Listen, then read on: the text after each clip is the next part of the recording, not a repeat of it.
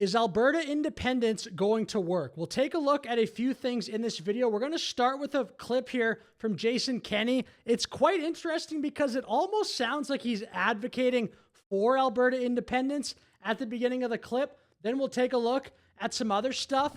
Look, to be honest, I think Alberta independence had more momentum 3 months ago. That doesn't mean, though, that can't change. The momentum of a movement can kind of go up and down. I do remember the first version of Trump.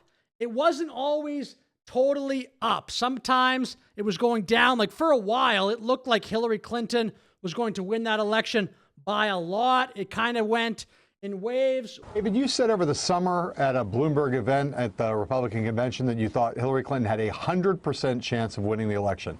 100% chance. Do you still think she has a 100% chance of winning the election? I do.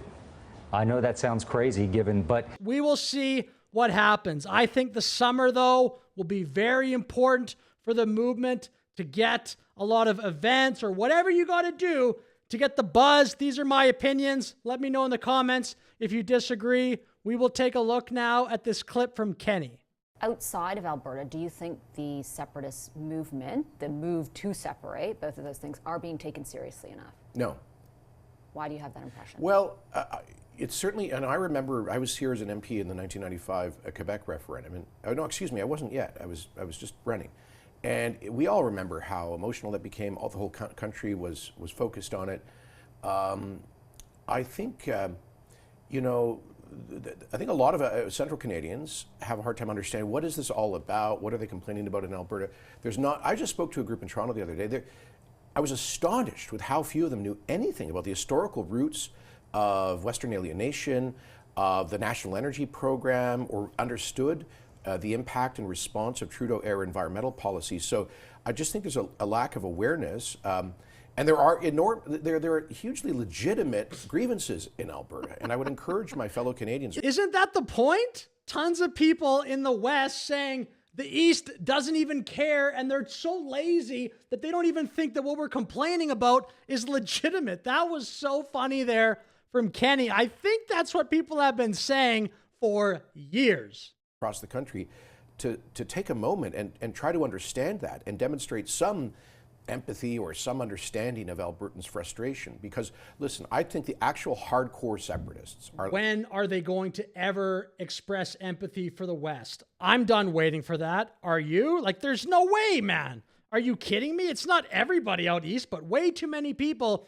in positions of power out East just shrug and go, we don't really care. Alberta, they're small enough. They don't have enough senators. They don't have enough federal power, whatever. They can complain. It's fine. Are you kidding me? This is like a massive percent of why Alberta independence makes sense, by the way. That's like half the argument. I don't know. A big part of it. Are in the single digits. They've been running on ballots through separatist parties for over 50. I'm just going to go back a little bit to get Kenney's point.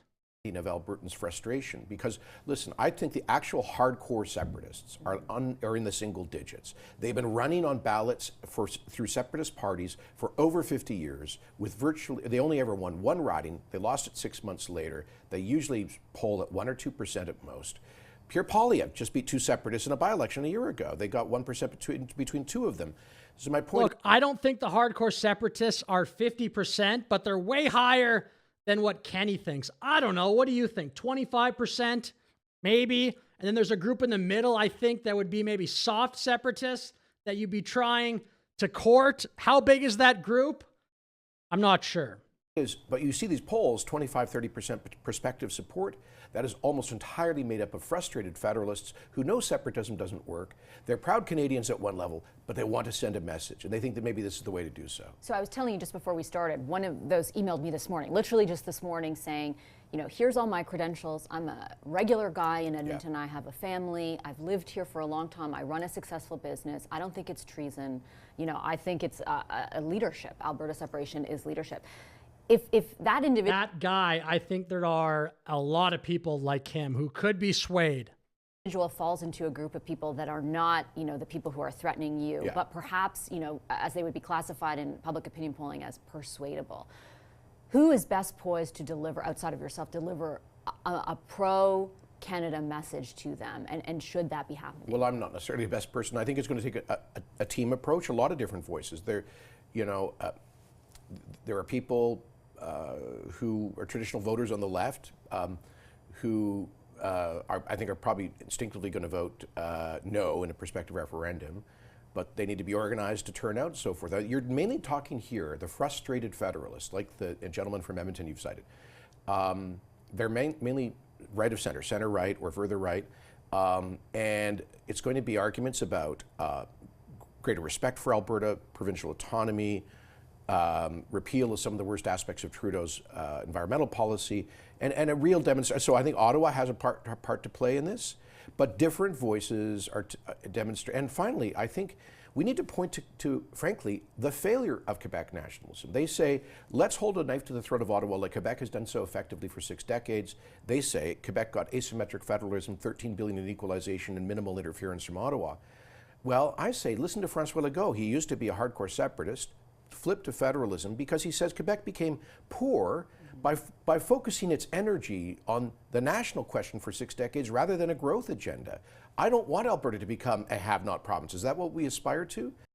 Look, that is he was almost saying nothing the entire video to convince a person against Alberta independence. The final point there, it's not bad that maybe Legault has had this epiphany that Quebec is wasting time on being so separatist as opposed to growth. But that's the Canadian story, by the way, at a federal level. So you want to be a federalist, what, you want to join Canada, which is not focused on growth?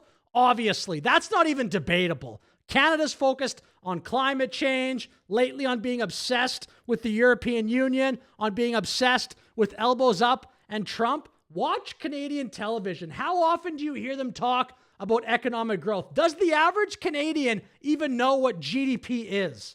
I'm not sure, to be honest. And then to the other thing Vashi said there, where she brought up that man from Edmonton, maybe you want to call that guy a soft separatist or a persuadable voter in the middle. That's the opportunity, I think, for Alberta independence. Convince people like that with a strong message and say, Alberta independence will have lower taxes, won't have to ask Ottawa for permission to build our energy sector. We can respect our own cultural values in Alberta way better as an independent country. Things like that. I mean, to be honest, I think there is an opportunity there for Alberta independence to win with the right message. It's just another point here. I've noticed lately Corey Morgan and Jeffrey Rath beefing on the internet. Is this helpful? Like, again, whatever. I'm just a guy here on the internet as well, making a video, but I've also seen Marty up north beefing with people online. I think, come on, guys. It seems to me there's too many of the quote-unquote leaders in Alberta independence that seem to be beefing with one another. It's quite fascinating to watch. Keith Wilson, I think, consistently has the best message, makes the best arguments. I mean, my 2 cents would be, if you're going to have a leader, and I think the movement should have a leader, I think Keith Wilson has consistently shown he's the best choice, but whatever. Maybe you don't agree with that. I just think he's done a great job so far. But anyway, I'll finish the video there. Let me know your thoughts in the comments. There's actually more I could cover, so perhaps I'll do another Alberta independence video in a day or two. But yeah, let me know your thoughts in the comments. Thanks for watching. Have a great day.